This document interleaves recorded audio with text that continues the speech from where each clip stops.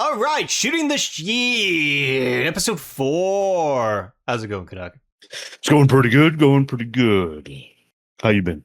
Been pretty good. If anything, like this is actually like what the second time we're doing an episode 4. I think the last time we did an episode 4, the audio was completely unusable. This was back in February, apparently. So, Oh wow, it's been that long. It's been that long since we shot any. So, man. So yeah, now here I don't believe it. We're back in the forefront. We're back at work again. It's been at least a couple weeks since we did anything recording wise, because it's like it's true. We finished like a whole Star Wars month, and oh my god, it was a lot. A lot of work. It was fun though. It was good. Yeah, fun for you. You're not editing. Well, audio editing. Yeah, you're audio editing. But but video. It's we worked really hard on that, obviously. We did, yeah. So, and wow, a couple of videos really took off. So that's been pretty cool. Yeah, but of course, when it comes to these episodes, only like 20 people are going to hear. So hi, 20 people. Hi, welcome. Welcome. Tell everybody about it. Get more people here. Exactly. Get on over here. So yeah. Other than that, man, I've just been busy with life. Been doing things here and there. I went to San Antonio. That was pretty cool. Nice. Yeah, just kind of a visit, kind of a business thing and whatnot. Mm-hmm. So yeah, I showed my girlfriend the Alamo. She'd never seen it before, and we kind of looked around it, and we're like, yeah, this thing, it's old.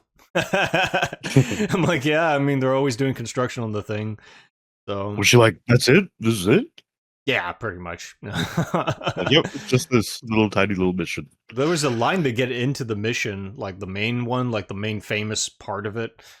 And, she was just, and it was hot. It was like almost 100 degrees, I think at that point. It was like around 90, 95. And she was just like, let's just go eat. So we ate brunch somewhere.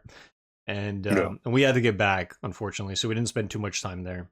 But yeah, it was pretty cool for what it was. We walked around the river walk, and that was pretty cool. Yeah, sure. Yeah. Yeah, it says just as slimy and smelly as I remember it. It's not that bad.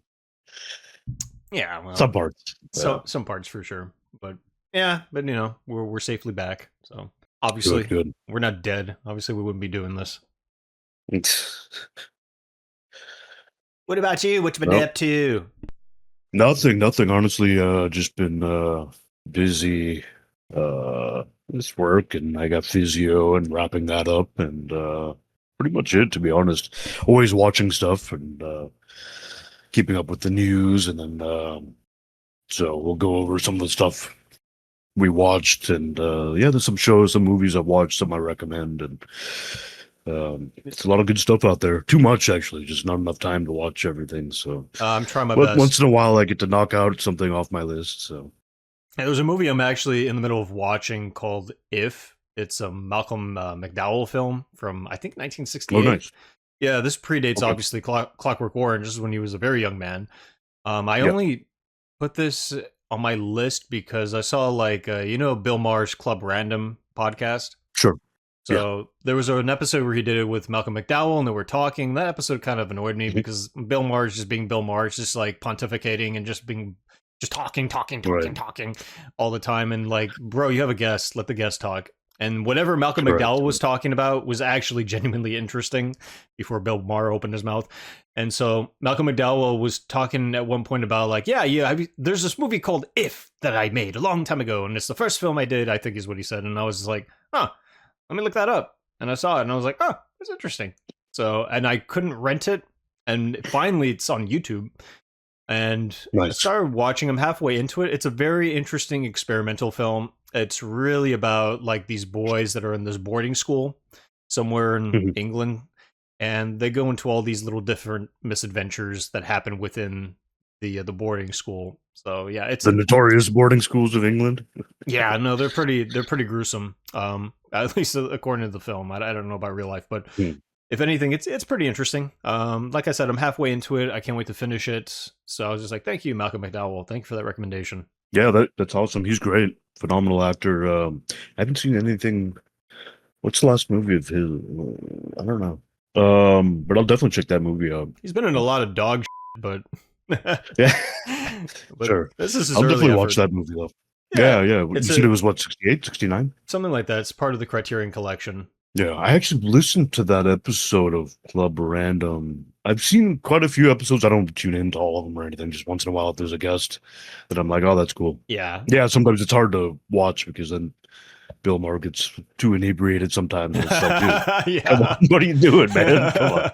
Yeah, he's just smoking or he's just drinking bourbon or whatever he's Both, drinking. yeah, it's usually both. And smoking, and it's like, yo, man, come on. I know, and I think that just really impairs your judgment when you do things like that. It's not just him, though. I mean, No, you can. It's just in moderation. Like, man, like you still have to be able to, and some people can handle it better than others in an interview format, and and then it's different than his other shows. So I get it. Like you're going to be a little bit more loosey goosey, loosey goosey, and just kind of chilling, and that approach, which can give good conversation and more, realistic, element to it. But man, still you got to have some decorum, and Yeah, but I mean, it's not just Bill Maher. It's Joe Rogan too. I mean, just like right, yes, because a lot of times he would do the same sort of things. He'd be drinking or Sure, smoking yeah. and whatever. But yeah, it depends on the guest too. I think there's some guests that you should probably go easy on that with, so you can really focus on the conversation. And there's some of the guests that'll partake, and that's smoke, drink, and lighten. It'll make it even better. But there's a time and a place, and I think sometimes these guys are just like. Yeah, but I think like when it comes to these kind of shows, though, like the real star is the guest. Obviously, that's why a lot of these podcasts get a lot of traffic because people want to hear from them. So it's really annoying when you have a guest and you're not really hearing from them. It's the other guy talking more. In Bill Maher's case, I was like, "Bro, just shut up, shut up. I don't want to hear from you. Yeah. If you want to talk about you, do a solo episode where you just talk about yourself. Right. But I'm not here for you. I'm here for the other person." Joe Rogan at least keeps his mouth shut for the most part, which is kind of a detriment depending on his guest. But I tend to tune into the episodes, same thing, where there's a celebrity involved and I want to hear what they have to say. It's not until Joe Rogan opens up his stupid mouth where I'm just like, bro, stop. Yeah. But yeah, I think I didn't see enough of Theo Von, but I think he's pretty good at keeping his mouth shut, I think, for the most part. He is, yeah. I mean, he does a good job connecting with the guests too at a different level. And he interjects his humor a lot. A lot of times it's funny to me, but a lot of the guests don't know his humor, and so they kind of just goes over their head. Or he says he's extremely witty, and his use of words is just it's incredible. And so maybe he's not as thoughtful as the subject matter as other absolutely content creators and stuff, but not no. but he has a great way of keeping it kind of lively with the humor and the wit, and so I think that's something that he excels at. And I mean, I think, but in terms of podcasters, or at least celebrities that are podcasters, the only one that's any good is Bill Burr. Like he's great. I haven't actually heard his long form stuff. I only heard clips and snippets, so who knows? But from the snippets I heard, I'm like, this guy's on fire. This is our modern day George Carlin right here. So I mean, like, he's not only funny, but he's also speaking truth to power. Like, this is it right here.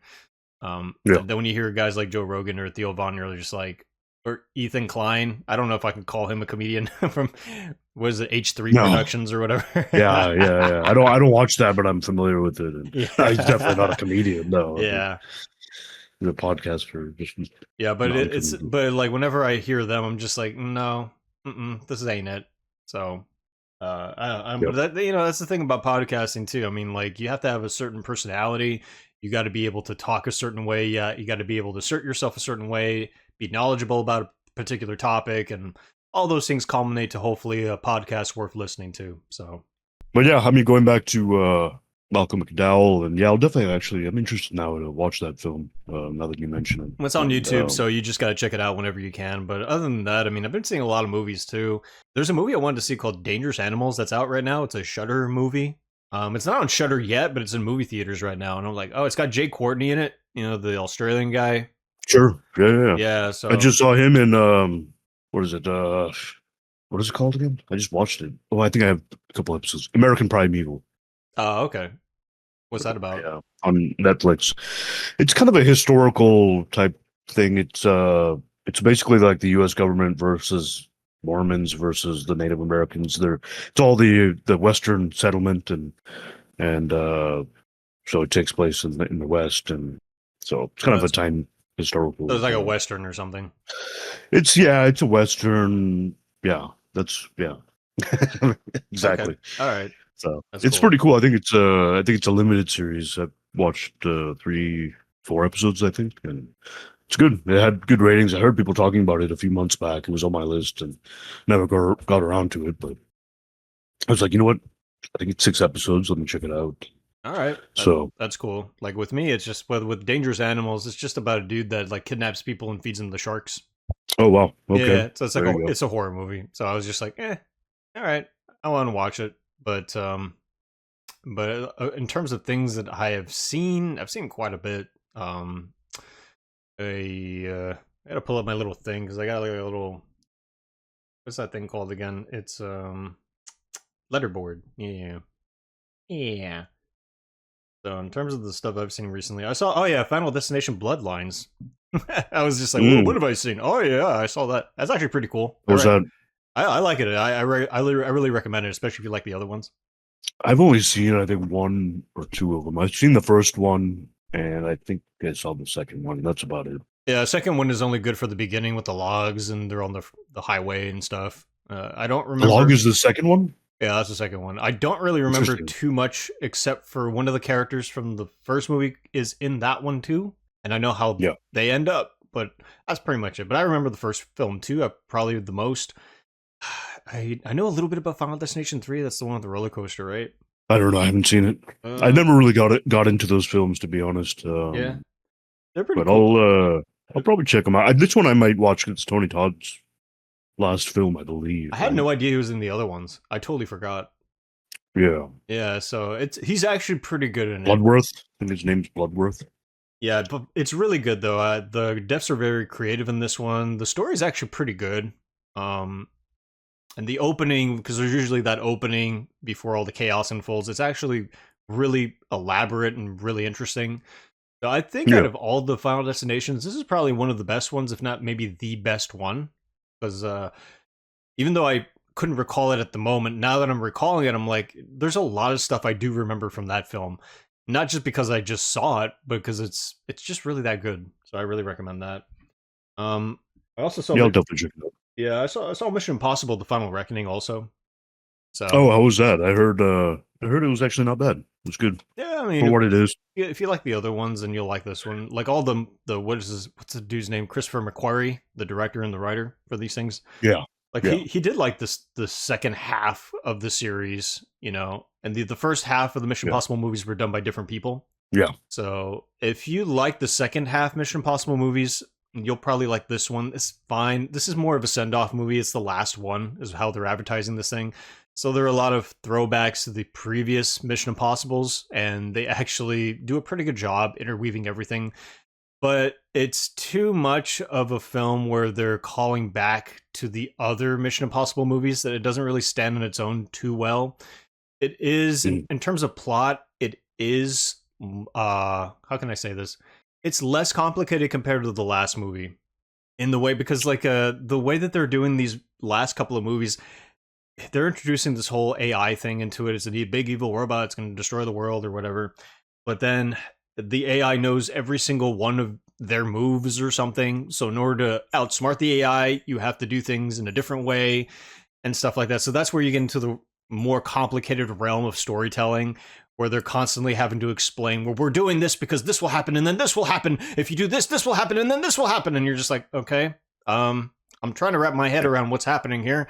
And then, oh wait, action! Tom Cruise is running. He's jumping into stuff, and I'm like, yeah, but I'm still trying to wrap my head around that thing you just said, so I can't really pay attention to what's going on because I'm trying to figure out what's going on. So that's a big problem when you make the plot too overly complicated. At least for me, I'm too busy trying to figure out what the hell's going on, and then I'm not really paying attention to the movie anymore. Whereas when you go to the original Mission Impossible movies, like the first one, I still think is the best one. It's straightforward, man. It's straightforward, but it's also filled with twists because you're too busy paying attention to the story. I'm about to cut you off. The freaking cat's going crazy in the background. Kitty.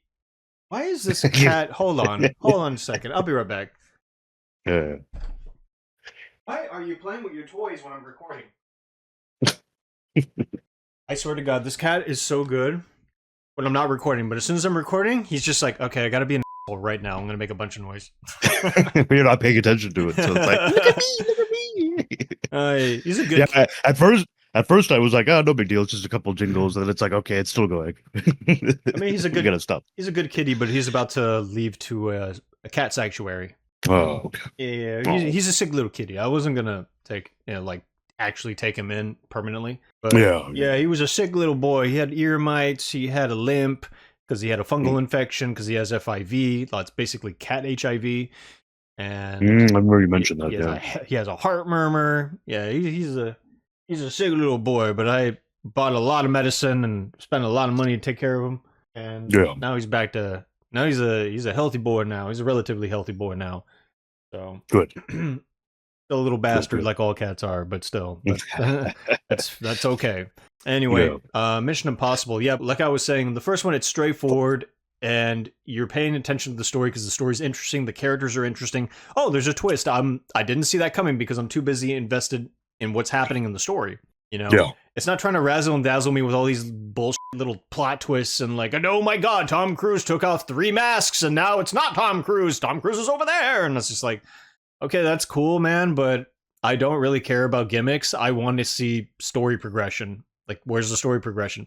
And in terms of story progression, it's decent in this last one. It's fine. It's a good movie. Would I watch it again? Probably not.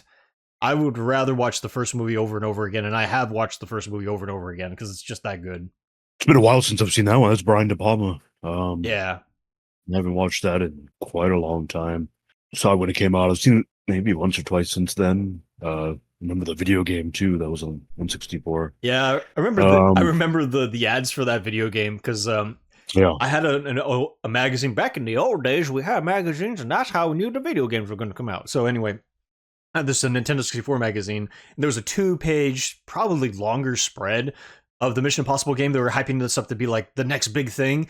And I remember, like in one of the pages, there was a small little blurb for this one little video game called Goldeneye. Exactly. So people were like, Goldeneye, whatever. Mission Impossible, though, that's going to be big. But of course, we all know what happened. Goldeneye to this day is still being played, still being celebrated. Yeah, they just re-released it on Xbox. There you go. And everything else, and they... I don't think it's really a remaster. They just ported it to it because I tried it out. It looks the same, so I thought they would do like a little remaster. But it's still very good though. Yeah. I mean, we played it for like 30 minutes. We're like, I think we're good here. It's great for the time, especially, but played it a lot back in the day. But so yeah, I mean, playing the missions is not so fun. I just like running around just shooting people. I think that's why the multiplayer was very popular back in the day.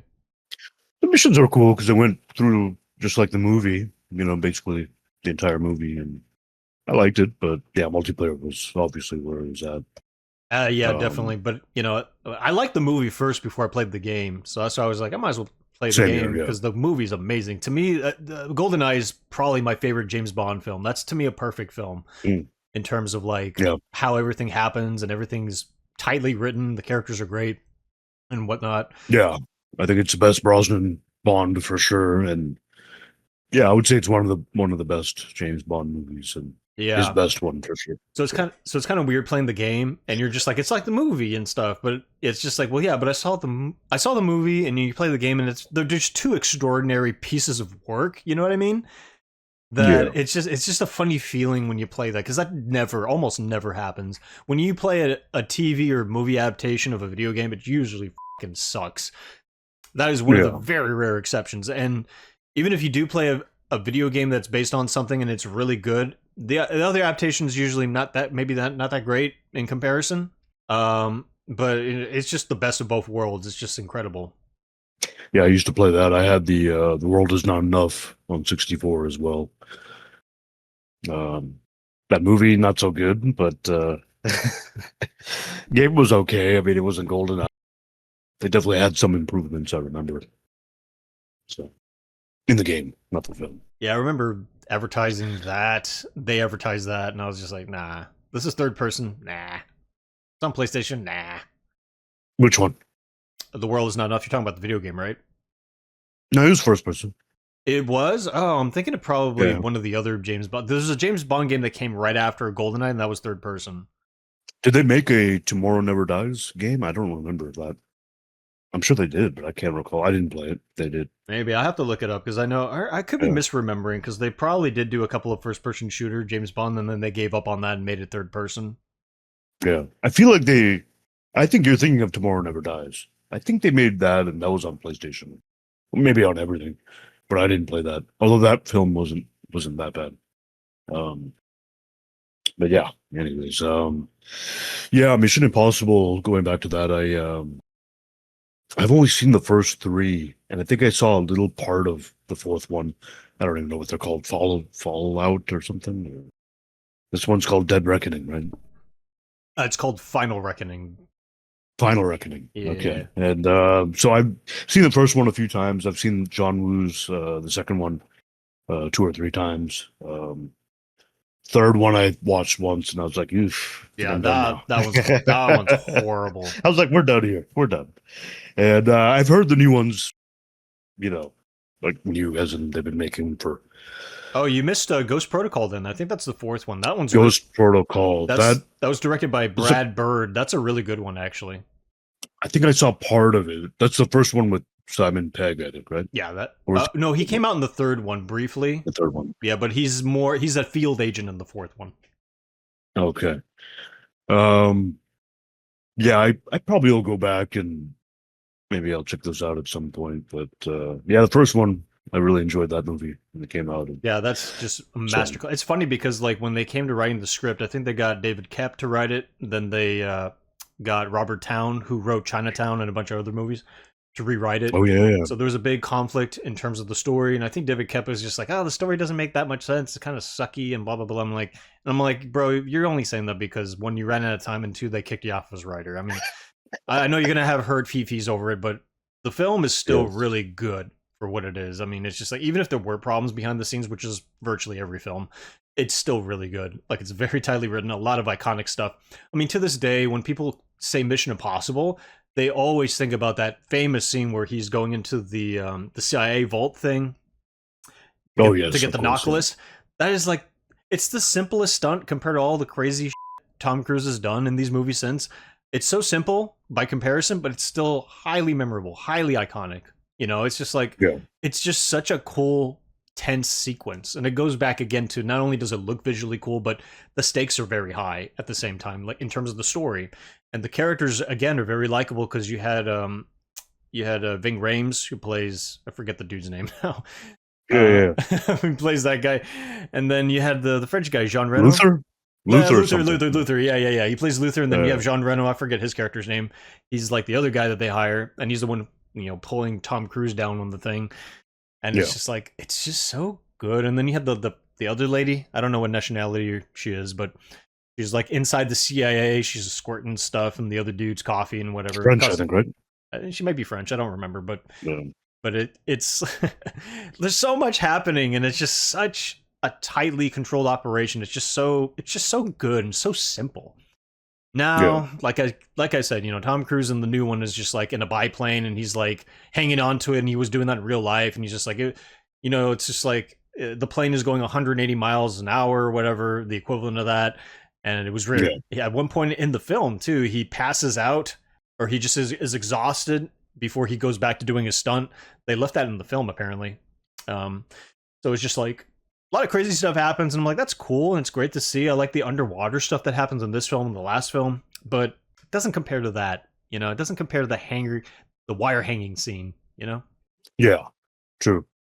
Yeah. That's just, very epic and memorable. And all that stuff. Yep.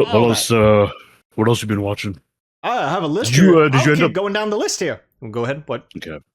Did you? I didn't end up seeing them. Shame. Now they're out of theater, but I didn't see Thunderbolts and I didn't see Sinner, and both of which I heard were pretty good. And yeah, I saw those. Yeah, I saw both of those. I saw them, right? I saw Thunderbolt at the drive-in theater, and it was good. Oh, that's right. Yeah, it was good though. I think the movie that came before that, or no, that came after that, The Amateur. That's with Rami Malek, I think. That film sucks. I wouldn't recommend that. Thunderbolt is actually good though. It's a Yeah, I heard that was MCU kind of on back on track with that one. kind of, yeah. I mean, Kind of. Yeah. because the thing is that all the characters, I don't really care about them too much. It's just one of those things where like it's a fun movie. Would I watch another movie with these characters? Probably not. It's not Iron Man, it's not Captain America, it's not Thor. You know, it's not the tentpole characters. It's not Spider-Man, my personal favorite. Right. It's just all the rejects. Did the rejects do a good job? Right. Yeah, they did a great job, but that it is what it is. The story was good though. They did a pretty good job with the story in that. And Sinners is good. It's very good, especially the second half of the film. But I really wanted to see that. Once these are on stream, I'm going to check them out. Yeah, shame on you. You should watch these in theaters. How dare you? Yeah, I don't really make it to the theater too often. I was those two I wanted to, and then one person told me Thunderbolts I should definitely go see in theater, and I was like, I want to see both of them, but yeah, I just didn't make the time, and I might still have time actually. One or two of them they're probably out of theater by now. They were there a week or two ago, but I think now it's gone because these came out in early April, end of March, I think. I don't know, a couple months ago or something. Yeah. So, but anyways. Yeah, but maybe a month ago. But yeah, I mean, Sinners is definitely worth watching. I think it's a little bit overrated, but it's good. It's very much worth watching for the most part. It's just one of those things where it takes a long time to get to the point, and then when the point finally happens, then it really kicks off and it's good. It's always frustrating to watch something and you're just like waiting for the thing to actually get going. Like it's been 40 minutes into something and you're just like, okay, you're still setting it up, come on. And even though stuff happens, it's just like not good enough. Come on, I don't feel that jolt. I don't feel like oh, this is the thing, this is where the film actually starts. And Sinners is like, for me, like that, where there's a lot of setup and there's a lot of character development and stuff like that. And it's good, but it's like, it's kind of slow. It's like you're still setting up stuff, but then the thing happens and you're just like, that's what I'm waiting for. Oh yeah, that's what I'm waiting for right there. That's it. And It's very good to the very end after that. There you go. I did see Maximum Overdrive for the first time. Oh, okay. The Stephen King movie. It's random. Yeah, well, because I kept hearing about it, and people are like, this is the only Stephen King directed film, and he wrote it too. It's based on a short story or whatever that he did called Trucks, I think. And I was just like, oh, I'll watch this. But I heard it was not very good. I was like, so with those expectations in mind, I saw the film. And yeah, it sucks. It's pretty bad. Emilio Estevez is in it, I think. Right? Yeah, he's in it, and guess who else is in it? Maggie from The Simpsons. Oh, okay, yeah. Like I forgot her name. Yeah, I forgot her name too, but I could look it up real quick. But Smith, something Smith. Did I say Maggie or did I say Lisa? It's Lisa Simpson. Lisa, you meant to say Lisa. Yeah, I know what you're talking about. Yes, it's really, yeah, I know. Maggie says the sucking noises. Yeardley Smith, that's her name. Yeardley Smith is in this one. Oh, that's it. Yes, Yeardley Smith. Yeah, and it's because when I heard her speak, I was just like, is that Lisa? And then I looked it up while I was watching. I was like, that is Lisa Simpson. That was before she was cast as Lisa. A few years, actually. Just like, many years, several years. No, not many. No, not several, because this movie came out in like 85, I think. And Simpsons came out officially 2 years after or something like that. So, that's true on the, on the timeline, Started out on the... Oh, no, I'm wrong. It came out in 86, the movie. And then the Simpsons, the Tracy Ullman ones came out literally Tracy Ullman. Yeah, Tracy Ullman shorts literally came out a year after that. Oh man, this woman's career really took off after that. So yeah, it's kind of interesting seeing her though, and her in particular, because she plays that southern accent. So you have that high pitched Lisa Simpson voice that's in a southern drawl, and she's cussing at the same time. So it's a very weird thing to hear in retrospect. Yeah, but of course, people at the time when they saw this, unfortunately in theaters, they had the unfortunate mishap of actually seeing this in theaters, they were just like, because she's very annoying in this film. It's an experience. I mean, whatever. I mean, at least I could say I saw it. Watched it, Stephen King, so there you go. And I saw Clown in a Cornfield. That was a Shudder production. We were going to see a Cornfield, eh? Yeah, we were going to see another film. I forgot what that film was, but it was booked. I think it was Sinners. Yeah, we were trying to see Sinners, but it was booked that night by the time we arrived. So we decided to see Clown on the Cornfield instead.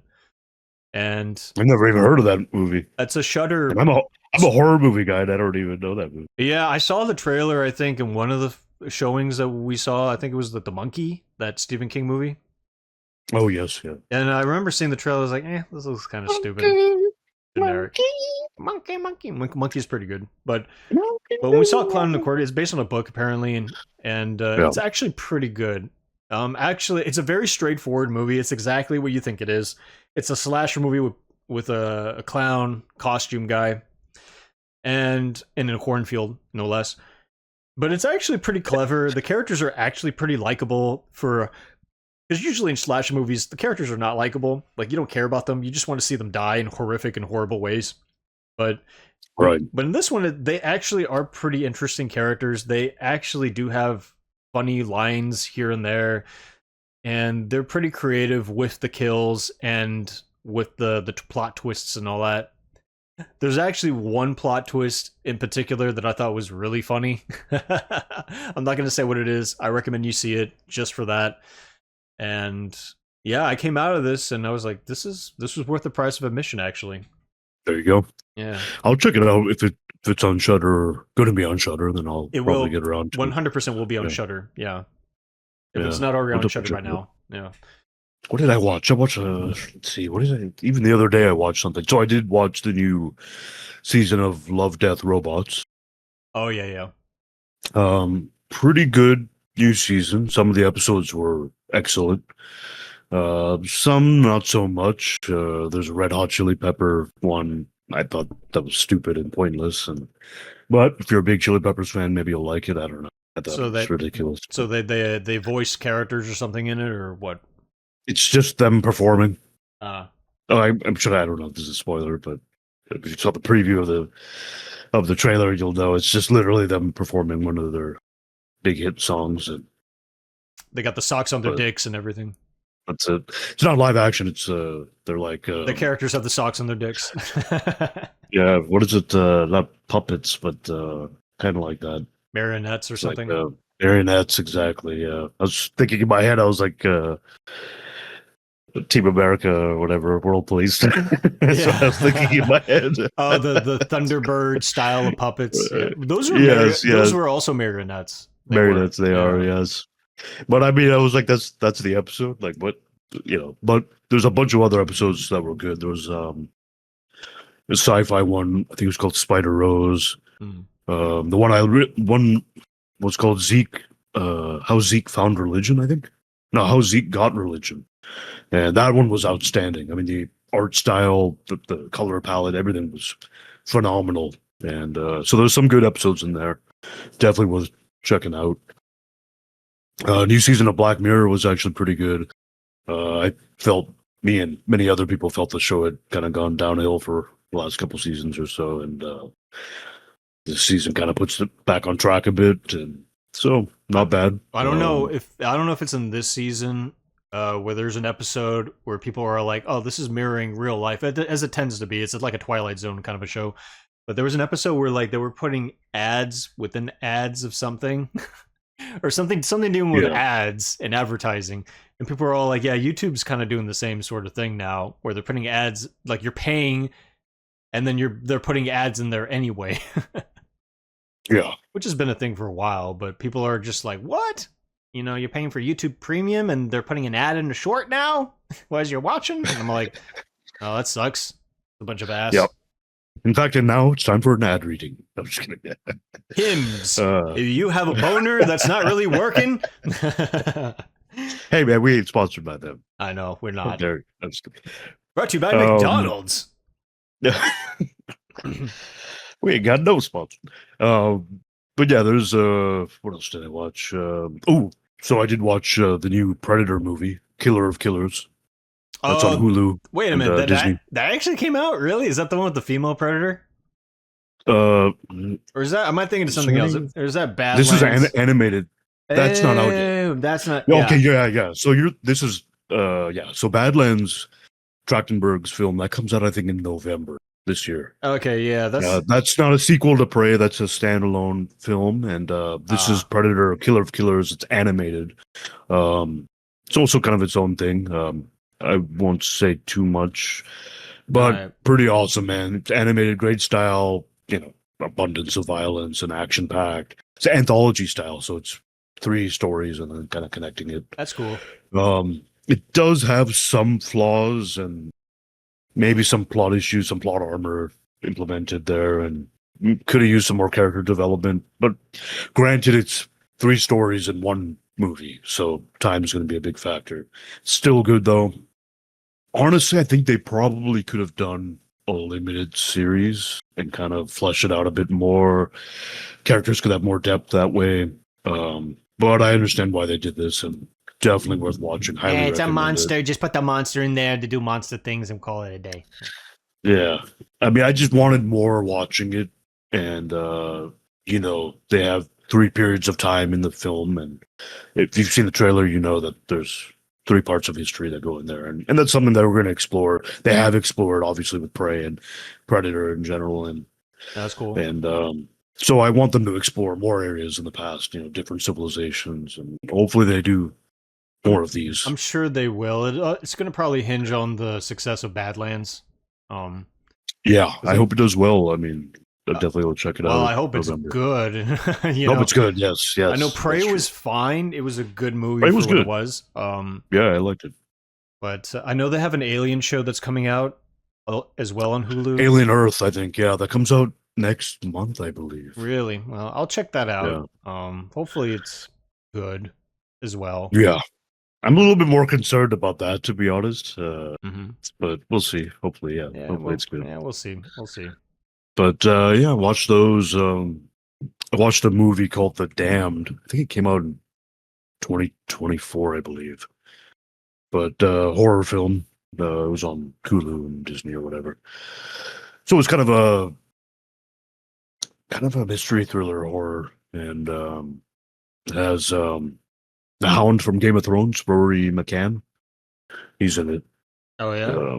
Sweet. Scottish actor. Or the guy who goes yarp and was it Hot Fuzz? Hot Fuzz, exactly, yes. Yarp. And so this was not bad.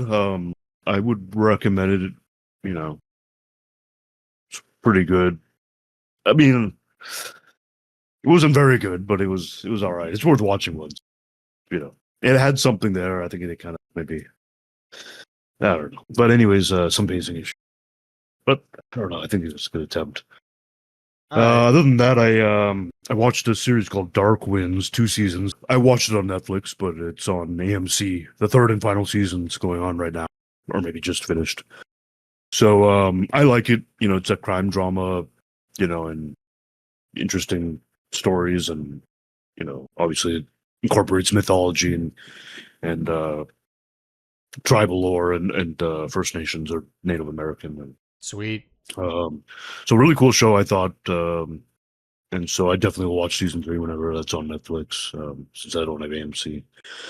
But other than that, I had no intention to watch these because the show itself, I did finish The Walking Dead, painfully, because the show I had no interest for many years. Oh, wait a minute. Like, you know what? You never finished The Walking Dead until now? No. I finished The Walking Dead a couple of years back or whatever. Okay. I had like a couple seasons left. I mean, the show went on for 20 years, man. Like, ridiculous. Well, yeah, so, but I caught up. It's rubbish, and it was crap. Most of it, the show was garbage. Some of it wasn't very good, especially towards the end. Yeah. But then even then, Robert Kirkman, because I read the source material too. I read all the comics, and Robert Kirkman gave up at the very end of the whole thing. So yeah, as such, the show also feels like they gave up. So yeah, man. So I mean, I did finish the regular series Walking Dead a few years back. I was like, you know what? I only have like or 2 or whatever it is. Let me finish it. But this was actually the spinoffs. I was like, I'm not watching these. Yeah, I saw a couple of them. And it's like just a cash grab. It's probably crap. I have no interest in these characters anymore or the show, but I had it all in the background while and stuff. So I was like, you know what? So I watched 2 out of 3, and I'm gonna go ahead and watch it. But I watched the what is it called, Dead City with Negan and Maggie. Yeah. I saw the first season of that. I saw the first season of the Daryl Dixon show. Yeah. God, there are a couple other ones. I know the Rick came back and he's with So Michonne, I think. So I did watch that one too. So I have only seen the first season of some of these because a lot of these other ones aren't on Netflix, AMC only. Mhm. So I watched Dead City season 1. Yeah, I don't know, not impressed. A lot of stupid stuff in the show. Yeah. But whatever, I watched it, got it over with. It was only 6 episodes. I'm gonna trek right through this, yeah. I mean, I saw the first It's on in season. the background, so I was only paying attention so much. Yeah, I mean, like it's just like with you. I kind of gave up on Walking Dead because there's nowhere else to go anymore. Yeah. Because like Yeah. if you read the comics, you know exactly what happens, and let's just say Yeah. there's a lot more story left, and they're Yeah. stretching that as long as possible for these shows, and For sure, yeah. there's an audience So I mean, there. I So I don't know. Good on the Yeah. actors. No, They're it's making true, a I ton of mean- money doing this, I bet. But Oh yeah. man, yeah, definitely. The other show I watched with Rick and Michonne, season 1. I think there's a second season or whatever, but Yeah. it's called The Ones Who Live, or They Live, or I don't know what it's fucking They called. live. But I watched that, and same thing. I didn't really like it that much. I was like, yeah. But Yeah. I am gonna go ahead and watch the Daryl Dixon one because I think that's only one season. I might be wrong, but I heard that one's actually the best one out of these 3. It's But- it's watchable. I mean, he's in France or Watchable, something. yeah. He's in France or something. So How does he end up there? they explain it. I'm sure they explain it. They explain Okay, it yeah. in the show, but it's still kind of dumb because they're just like, well, let's just change the scenery. All right, Right. the Daryl Dixon character, he's like Cajun or something. Let's send him to France, but he's Cajun. That's not really the same Yeah. thing. Nah, send him to France, same thing. Whatever. Yeah. Yeah, the French in Louisiana came from Canada, right? They were Acadians, right? So Yeah. they weren't from France. They were Canadian. Is that right? I didn't know that. Yeah. Well, I think that was maybe the logic. I don't know what the actual logic was. I guess they had like some sort of a tax subsidy in France somewhere. It does not matter. We are going to France. We're going to save lots of money on the production in France. That's funny. That's cool. I heard they filmed it there. I think, right? So it's probably interesting. And, Yeah, well, a lot of I don't know. it's actually interesting that a lot of production is moving out of Hollywood now, and they're going all Right, these other right. different states and countries and whatnot because of tax breaks and whatnot. Because I read an article where like there was a production company that wanted to do a court scene, and to film a court scene in LA they were going to charge them like 50 grand a day to film, and I think it was a different state. I forgot what state it was. It could have been Louisiana or Mississippi, something like that. And they were charging them like $50 a day. Jeez. Yeah, so it's just like, of course, the costs of moving an entire production over just to film something like that is way more cost efficient, way more worth it, because you can get local crew and all that stuff and local extras, and it'd be the same thing, and people are not going to really know the difference. So that's a different tangent. So yeah, I mean, more and more states are becoming, obviously New York, places like that. I think some of these states have huge tax credits and stuff, right? Yeah, So yeah, of course. obviously Georgia's massive. I think they call it Hollywood of the South, and so Yeah, that's things massive. are just moving more and more states, and then obviously abroad as well, as always. That's why it's the same thing with Breaking Bad. Breaking Bad was originally supposed to be in somewhere in Southern California, I think. But because of the costs, the AMC was just like, why don't we move it to where did they end up New filming? Mexico. It was New Mexico. Albuquerque. Yeah, so they were like, let's just go to. So they went to Vince Gilligan, the show creator, and like, well, why don't you put it in New Mexico? I'm like, why? Because tax breaks. And he looked into it and he was like, well, okay, if this is how I'm going to make my show, I'll ride around that. So that's how that happened. Of course, it works for the show. Yeah. I think it would have worked fine if it was in LA or San Diego or wherever it was going to be filmed, but it works really good in Albuquerque. So, it's either way it worked out and they saved a lot of money and it became what it became. But, Yeah, I won freaking dozens of Emmys and did well. So whatever they did, that worked. Yeah, well, they made their money. So good for them. Oh yeah, Good for them. definitely. But yeah, but yeah, I mean that's pretty much. I think that's for the most part. That's all that comes to mind that I've been watching in terms of TV and film. But them video games. I'm sure there's some other things, but video games. Oh yeah, there's always a lot going on. Like me in particular, I'm playing this game called Little Nightmares. Have you heard about that? Yeah. Yeah, it's a little side scroller platformer game. You go left and right. It's like Limbo and stuff like that. So the objective is to go right. That's essentially what it is. But I played the second. I played the first one years ago, and I played the second one recently. I platinumed that, and I'm like, oh, I got the platinum for this one. Why don't we get the platinum for the first one? The first one sucks getting the platinum because all the trophies are fine except for one. And there's one trophy where you have to beat the game under an hour and not die. It is excruciatingly, horrifyingly horrible. Not because it's a scary game, but because the controls suck and it's a 2.5 perspective, so the camera shifts. So when you're walking on a plank, you can easily like veer left or right accidentally and fall off. You have to start the whole damn thing all over again. It's bad. This is really bad game design. I don't know why they did this. They should have made it 2 hours or something instead of 1 hour. Yeah, but whatever. I'm tracking. It's on Game Pass. I never got around to playing it. I know the new one's coming out this year. The third one. The third one's coming out. Yeah, so I recommend it. I really recommend it. It's a really good series. Otherwise, the story is very simple. No dialogue. Everything is told visually, and it's a very simple story to follow. And it's the second one has a pretty good plot twist in it as well. That I was just like, ooh, this is pretty good. But getting the platinum for pretty much any game except for the really, really easy ones is always going to be a slog anyway, because you have to find all these collectibles or you have to do all these absurd challenges. And like the worst, the very worst one, what was the worst one I ever did? It probably was, No More Heroes 3. You know, the No More Heroes video game series? No More Heroes. It came out on the Wii. Sounds familiar. Yeah, it's made by a guy called Suda51. Forget his actual name, but he did Shadows of the Damned, I think. He did this cheerleader game where you play like Lollipop Chainsaw, and he did a Killer 7, and he did all these. He does all these Japanese game. He's a Japanese game. He does all these weird Japanese games, and this is one where it was. Yeah, I don't play this stuff. You play Travis Touchdown. You're a guy with a laser sword, and your objective is to go through these series of trials where you're fighting these other assassins, and you have to make your way to the top, and you win the grand prize, which is money. That's the whole premise of the game. Pretty straightforward. The first two are very good games. The third one's not very good. They gave up on that premise, and now you fight aliens now. It's kind of bad now.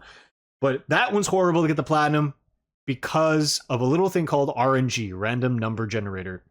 Now that, because in order to get the platinum, you have to get everything in that game, get all the upgrades. In order to get the upgrades, you have to get these little items. In order to get these items, you have to play the bosses, right? Or you fight enemies, but primarily bosses, and you get these ultra rare drops. And the ultra rare drops are so random. To get one of these items took me 8 hours to play through one boss. Wow. That's crazy, right? Man. That's one boss to get one damn item. So I was going crazy. And I was just like, why am I doing this? What is my life? Do I have better things to do? What have I become? My sweetest friend. You know, and I finally got the platinum, and I felt like this was not worth it. What am I doing?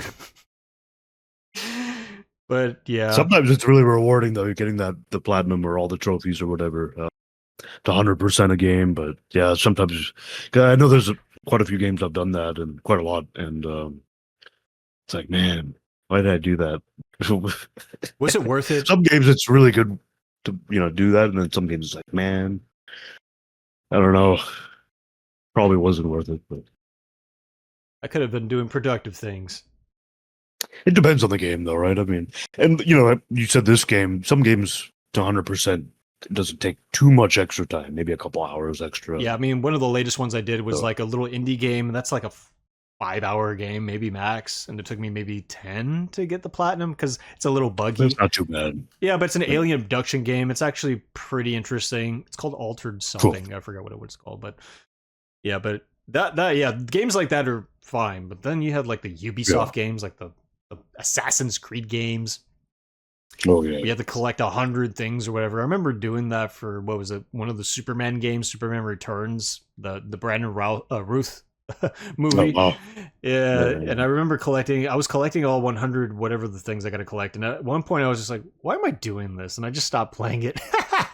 I was like, "This ain't worth it." And Assassin's Creed has the same crap, and I think GTA has the same stuff too. I think that happens in San Andreas and all the other ones. And I was just like, this ain't worth it. Yeah. I don't want to do this. Yeah. Too much. It's too much. But what kind of video games are coming up that you're interested in? Or that you're playing? There's a lot that are coming out. So the Xbox, Microsoft had the showcase the other day, and so we have a whole lot of good games coming out this year. A lot of which I'm looking forward to. Some I don't care about, like Call of Duty, Black Ops. I don't care. Yeah, Black Ops 507 or whatever. 7, and you know, I play some of these games, you know, because my friends join them for a bit, and then, but I'm more interested in other, like a lot of them I like are single player games. So, yeah, but yeah, there's a whole lot of stuff. There's a new Plague Tale game coming out. That was good. I played both of those. High on Life has a sequel coming out. I played that, the first one. Grounded 2, Planet of Lana 2. Bunch of RPGs, Blood of Dawnwalker. There's a steampunk RPG first-person shooter, Clockwork Revolution. That looks pretty dope. That's going to be out this year. I think most of these games are Game Pass, Xbox Game Pass, so it'll be day one playable. Most of these games are what? Most of these will be on Game Pass, Xbox Game Pass. So you can play them. I think a lot of them will be day one if you have Xbox Game Pass. Ah, that's cool. And then otherwise you just have to buy the game. Ninja Gaiden 4. I know the Indian. That game sucks. I mean, it's a good game, but it sucks to play through because it's so hard. Yeah. I played quite a few of them back in the day, and then I played some of the new ones. They're definitely a challenge, but the new one's coming out, and DLC for Indiana Jones, Great Circle, which I just beat that game recently. Yeah, phenomenal game. If you're an indie fan, you got to play this game. It's dope. Whole bunch of other stuff. There's a bunch of those anime manga type games that are coming out. What is it called? One Piece or Solo Leveling is a game. Invincible has a fighting game. I'll probably play that one. Maybe that's Kirkman, right? Isn't that the Walking Dead guy? Yeah, that's not anime, but that's a comic book. Yeah, it's on anime. Yeah. Animated, I should say, series, not anime. But then there's Persona 4 remake is coming out on Xbox. Oh, that's the game that takes like 300 hours to get everything or something. Nah, I'll pass. No idea. I've never played the Persona games. I think they were originally. I think they're Sega games, and I think they used to be only on PlayStation, and now they're coming out on Xbox too. And there's a lot of games that are coming on both consoles. So yeah, I heard the series. I heard of the series. It came out on the PlayStation 3. I think the original ones came out on PlayStation 2. They may have may have started on PS1. I could be wrong, but that's an old series. Yeah, but the only RPG I care about is Final Fantasy VII. That's the only one I platinumed. I platinumed the original one that's on streaming. Final Fantasy VII. I played it back in the day, but I platinumed that. And I platinumed the remake parts 1 and 2, Rebirth. Rebirth also is horrible to platinum because the things you have to do in that game are just horrible. I mean, it's really built for people that are really, really good at playing video games, like Dark Souls type, stuff. Just like, oh my god, I just wanted to just play the game and get it over with. It's a magnificent game, but my god. Yeah. So I'm waiting for part 3, which should be the last one. It's going to be more epic than the last 2, and I'm looking forward to that. Yeah. But I am not looking forward to what they're going to... Because a lot of people were complaining about that the platinum was too hard, and knowing these Japanese developers, they're like, aha, you've seen nothing yet. Right. You're in for a world of pain, Westerners. And I'm like, oh no. This is revenge. Yeah, I mean, those games are popular, Final Fantasy. I never was a big Final Fantasy fan. I liked the Final Fantasy adventure game I had on Game Boy. I played 7 a little bit back in the day at a friend's place. I was like, it's cool. But Final Fantasy 7 Remake is on Xbox. Actually, all the Final Fantasy games are on Xbox and releasing. Yeah. So it's no longer exclusive, so that's cool. And I think, is it 16 is the one that came out 2 years back? That's going to be on Xbox, or it is this month. That's the one where they're going back to they're going back to the medieval style with the last one, I think. Yeah, I have no idea. Yeah. I'll take your word for it. But so it's kind of cool that these games are on Xbox, so those people can play it as well. Then good for PlayStation fans that Gears of War remake of the first game, Reloaded, that's going to be out, and that's also going to be released on PlayStation. We should probably play that. We should play that one because that's co-op. I played co-op with friends back in the day one night. Yeah. So that'd be really cool to play. Yeah, same. Yeah, we can definitely do that. And so I mean that's good. I mean I think it's great that it's great that more people get to enjoy that game in that series. And I have Xbox Game Pass, so I get to play all these day one without having to buy the game. Mhm. But I think it's great that there's less and less exclusive games for Xbox and PlayStation. Well, They're swapping a lot of that's games, so I think that's a good thing. That's a good thing and also a bad thing, because like Xbox is kind of going the way of the Yeah. dinosaur now. They're like, Microsoft is kind of phasing out the Xbox, it seems like, because they're like, well, we have the Game Pass, but we also are streaming these games on PC and we're licensing them out to PlayStation and whatnot. I think they may even be doing deals with Nintendo. I know that for sure that they're doing stuff on Steam, like, because like I said, PC. So I'm just like, yeah. So I mean, yeah, everything is going to be basically back to just PlayStation and Nintendo. There's at least a little bit of competition there. I don't agree with that, but I don't agree with that, but you don't agree with what, like the fact there's. Well, yeah, I'm not. Yeah, no, I don't agree that the Xbox is being phased out and it's licensing out and stuff like that. That's what it seems like. I think there's titles on both. Yeah, no, I don't think that's the case. But in fact, Microsoft is acquiring more and more studios, so it doesn't. I don't think that's the case. I think they're really. I think there's just more. There's more titles going different directions, but that's been the case, and Yeah, but like sure, there could be pros and cons. I feel like they're going more into the publisher route than the actual hardware route. You know what I mean?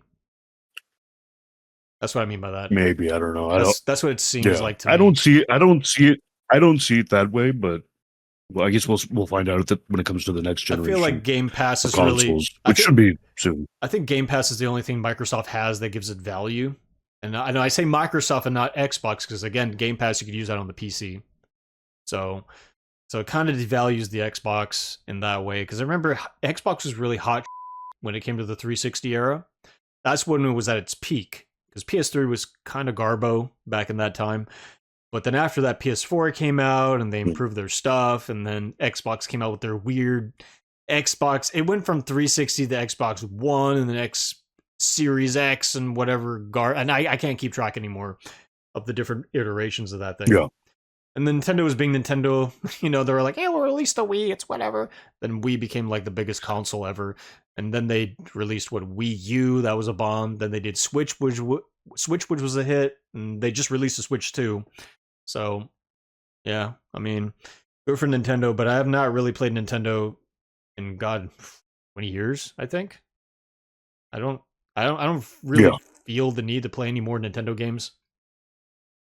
Because it's all mostly the same, I feel. Yeah. No, I don't play Nintendo either, but yeah, I think when it comes down to it, Microsoft is just, going into different avenues as well, like with Game Pass, which I think Game Pass is one of the best things the video game industry has seen in a long time. Yeah. I don't think there's anything that compares to Game Pass that Sony has or Nintendo. I don't even have to really buy video games anymore because pretty much most games come on Game Pass, either day one or eventually. Mm-hmm. And there's so many titles that, I only have so much time to go through them. So yeah. So I think there's that. As a console, the Xbox Series X is a powerful console than PlayStation 5. Now, PlayStation 5 has done much better in sales, certainly, but I don't see any evidence to show that the next generation, that there won't be a console or anything. I think it's kind of... Well, I think they're going to integrate different things. And it's not so much evidence. I don't think you could say this is more of a prediction than anything. And the evidence based on that prediction is just like, the sales overall. PlayStation has more sales, I feel. And I think has always been the case, I think, yeah. Yeah, what's been except for the 360 era, I think that was the only time where Xbox usurped the PlayStation sales. But Maybe, but PlayStation bounced back in a big way. So yeah, but even then, I mean, things are slowly going towards more PC, I feel, because now PCs are becoming more affordable. They're becoming, less because back in the day too, like they kind of are. I mean, chip video cards and stuff are still expensive. Obviously, they went up in price like crazy. Plus, it's hard to find parts. Yeah, well, yeah. You can find them again, but that's going to change again. Well, that's thanks to things like cryptocurrency and whatnot. So they're hogging all the processor chips and the graphics cards and all that stuff for that. So, and no, yeah, partly it's that. Yeah, I mean, Yeah. before that, it was supply chain issues. It's also development. They're only pumping out so many of these plants, and obviously, there's going to be other issues going forward with tariffs and stuff like that are going to impact the exactly. everything. So, so consoles have always been there as it's something that's powerful, that's available, and that's what you get. But PC, you always have to upgrade, which is great. I was a big PC gamer.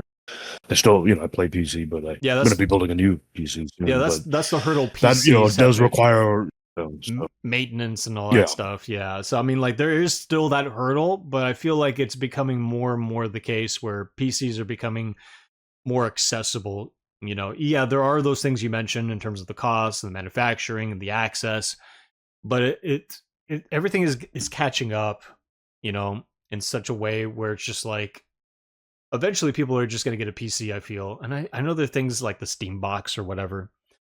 Steam box, well, that's not really, that didn't work out so well. There's a Steam Deck, which is the handheld, actually, which was I was going to get. So yeah, I'm not much of a handheld gamer, I don't really care about that much, but it's still pretty cool. And this news about Xbox dropping this, I would prefer this over the Switch 2 for sure. I mean, no disrespect to Nintendo, Switch is cool, but it's not really for me. Valve Steam Deck is actually pretty cool. I have some friends that have that. I've tried it out, and I have a huge library on Steam of games. Because I used to be a big PC gamer, so Steam Deck's pretty cool. But this new Xbox handheld, I mean, it can run your Steam library, it can run other third party, and it runs your Xbox games, Game Pass. And it's more powerful than any other handheld that's out. So is it going to sell like Switch 2? Of course not. But it's good that there are more and more people getting into the handheld. In that game, and I guess Steam Deck sold millions of units, so it's actually doing okay. And so it's cool that Microsoft now is doing this, and it's kind of better than everything else, depending on how you look at it. I mean, I think if anything, I just want to play good games, and it doesn't really matter to me where I play them. But I'm kind of past because when I was young, certainly the case with you as well, you had to have multiple consoles in order to play different games. The exclusivity was a thing back then. Not so much these days. I think any exclusivity these days is with Nintendo.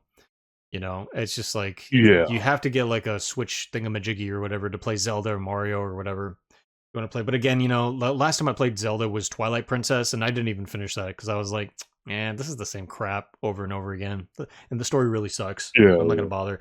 I know that Breath of the Wild and was it Tears of the Kingdom? Tears of the Kingdom. Yeah. Like I heard those are way better games, but I've saw the videos and I'm just like, I mean, they could be good, but I'm kind of done with Zelda. And same thing with Mario, because the last one I played was Mario Galaxy, and it was like, this is good, and I played Mario Sunshine too, which is one right before that, and I was like, these are good, but I like Mario 64 the best. I don't think the other games come close to the level design on this one, and the control screen. I mean, the control schemes have been improved, but I kind of prefer 64.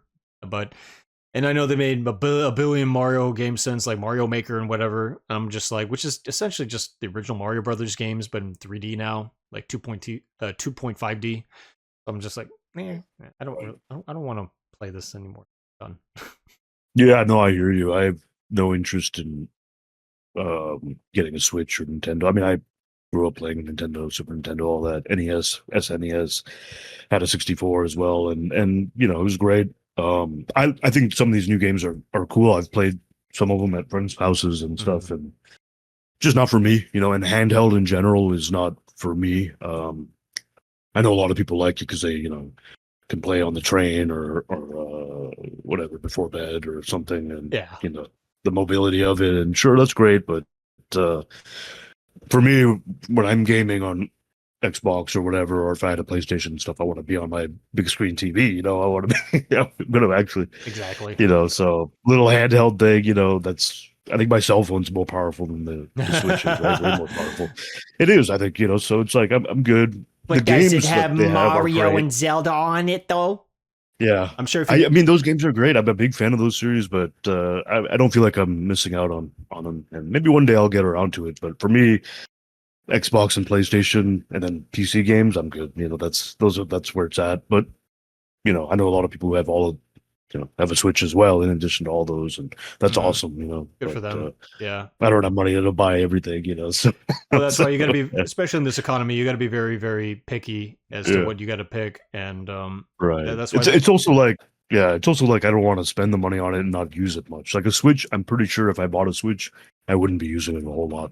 I might play Zelda, play Mario, and that's just going to collect dust. Yeah, and I know that they have more franchises. Those aren't the only ones. I understand of course, that, but it's just still like, on their whole library, that's basically what I see in other games that are on other systems I already own. So I don't see the real value there. The only thing that I'm interested in terms of proprietary software is Star Fox.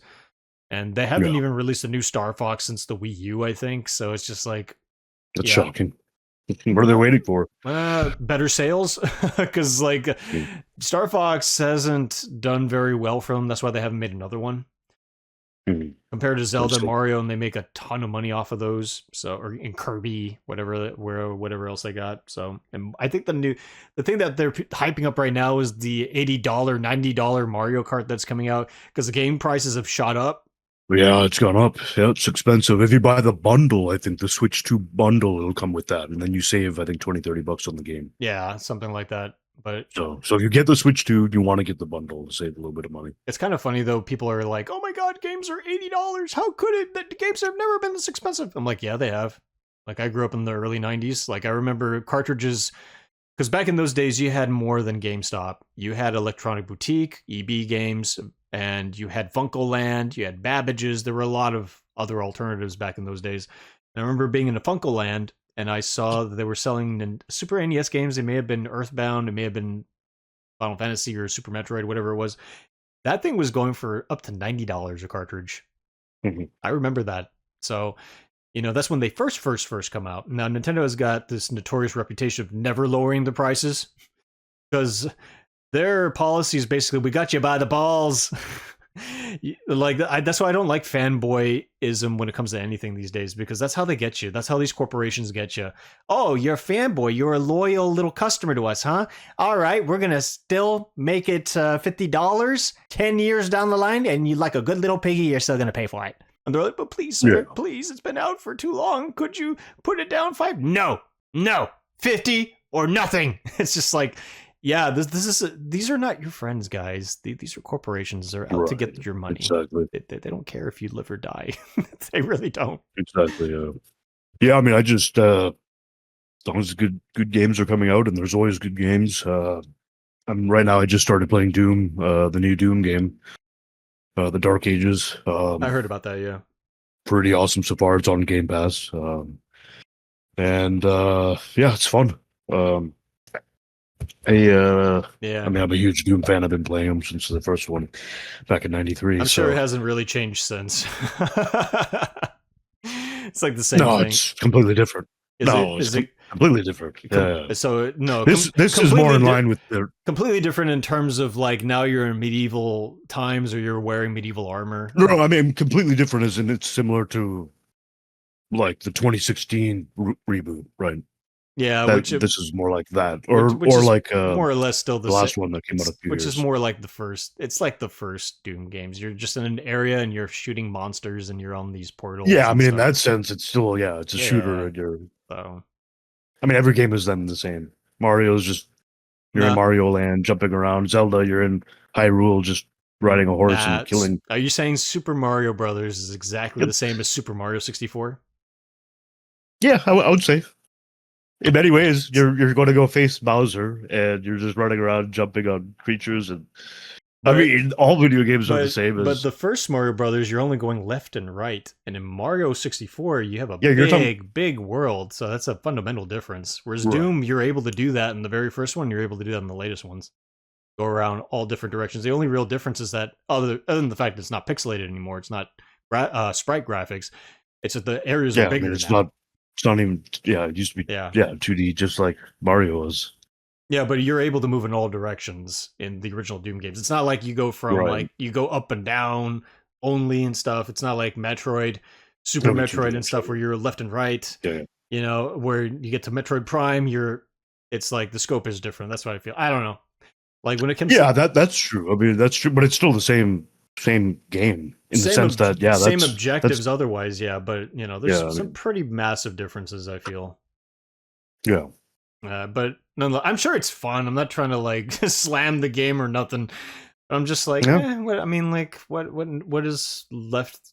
What is there to do with Doom these days? I don't know. I heard it's medieval plating and stuff like that. I'm like, that sounds cool, but I don't know. I guess you got to be a fan of the series already. Yeah, if you're a fan of the series and you like good action games and shooters, then you probably would like it. I mean, I don't. Yeah, it's kind of like fighting game, Mortal Kombat. Mortal Kombat's Mortal Kombat. If you like Mortal Kombat, it's fucking dope. If you don't like it, then don't play it. Yeah, that's virtually the same. Same thing with Tekken. That's my series, the fighting game. Yeah. The only fundamental difference between the first Tekken and the latest one is the controls are way better. The controls in the first two games are horrible, like unplayably horrible. Whereas I think with Mortal Kombat, it's still the same control scheme. I mean, they tweaked it obviously, but I don't think it's fundamentally changed that much. I mean, I don't. I mean, it's a fighting game. There isn't much to change in terms of you're still hitting buttons and doing combinations and special abilities. Well, every game is gonna be like that. There's no mind controller. That's not what you have to tap buttons. No, that's not what I mean. Like again, the very first Tekken and the latest Tekken. You played the first Tekken, right? Yeah, or at least the second one, because most people know the second one. Yeah, the second one. Yeah, yeah. So, but like the control schemes on that are vastly different compared to the latest ones. The at least since the third game. Or fifth, sixth, seventh games. We're on the eighth game now. It's like, it's the same basic like control scheme, but like it's much tighter. It's much easier to do moves and stuff like that. And the first two were like Virtua Fighter ripoffs. So you could jump super high, and it's really hard to throw a punch and do a parry. Like there's a lot of delays in doing the moves. It's like so horrible to play. Like overall, whereas Mortal Kombat, I think in terms of speed, in terms of execution, I don't think it's changed that much. When I played the original, or at least the Mortal Kombat trilogy. Oh no, the speed has completely changed. Is it faster now? Pretty slow paced. Oh yeah, night and day. Maybe the speed has changed then. It's been different for 15, 20 years now. Yeah, not 20 years, 15 years, and then that reboot they did. Was it 9 or not? I can't remember. I don't remember. I mean, some of the stories there's another timeline or whatever, but yeah, I mean I don't know. Yeah, I mean, I'm not a big Mortal Kombat fan. They're very, very different. So I guess we look at things a little differently in that sense. The concept of the game is the same: hitting buttons to do combos to beat up or eliminate the opponent. That hasn't changed. But, I think you're mistaken what I'm saying in terms of like it's all the same. Well, like everything's the same, It's just like I mean, sure, it's just like saying like all movies are the same. Really, there's a hero and there's a bad guy, and then at the end the conflict is resolved. I'm like, well, in a very basic sense, that is still the same. But I'm talking about like the grand. Not the basic scope, not the basic skeleton. I'm talking about the meat and the tendons and all that stuff. It's just like it's. What? Yeah, I think most of that is like this. Yeah, I think a lot of it maybe. I don't know. Yeah, I guess. I like fighting games are just fighting games. Like that's how it's always been and stuff. Maybe they tighten up some of the controls but it's still the same principle. Like down is duck, down, up, jump, punch, high punch, low kick. High kick, different combos.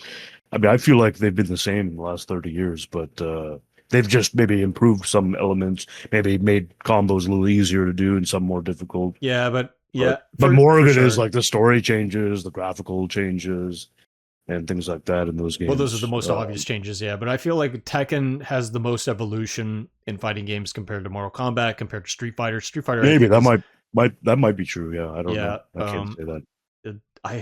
Virtua Fighter, I don't think they made a new Virtua Fighter in 20 years, but that from what little I played, that was virtually and that Virtua Fighter is horrible to play, by the way. It's such a bad control scheme. But there are people that still love that game. But I felt like Tekken they were just more willing to experiment and to go above and beyond, because again, it was originally a Virtua Fighter ripoff. Then it became its own thing, It's kind of like Incubus. They were Red Hot Chili Pepper ripoff, and then they became their own thing after Right. not after Science or Make Yourself, probably Make Yourself, the album. So Yeah. I always played back in the day. I played those. I used to play Soul Calibur. I played actually before Soul Calibur came out. I played what was it, Soul Blade? yeah, I When that remember. came out. I actually played that at night when the PlayStation 1 came out. A cousin rented a PlayStation from Blockbuster, and we're playing Soul Blade. And back in those days, actually, I liked Soul Calibur, I think, more than Tekken personally, but I was always more of a Mortal Kombat as a Street Fighter guy. Yeah, like in the arcade and stuff. So not a big fan of games where you have to hold a button in the block. That sucks. I know you do that in Mortal Kombat. You do that in Soul Blade, Soul Calibur. You don't do that in Street Fighter. Yeah. But Street Fighter for me is just way more complicated as a game, especially the old 2D games, because they're all these combos and they're so complicated. You need an arcade stick essentially in order to really pull that stuff off. So I always like watching those games being played, but I don't like playing them myself. Yeah. All right, guys, that is it for Shooting the Shit, episode 4. We'll be seeing you on the next one. That's right. Take it easy.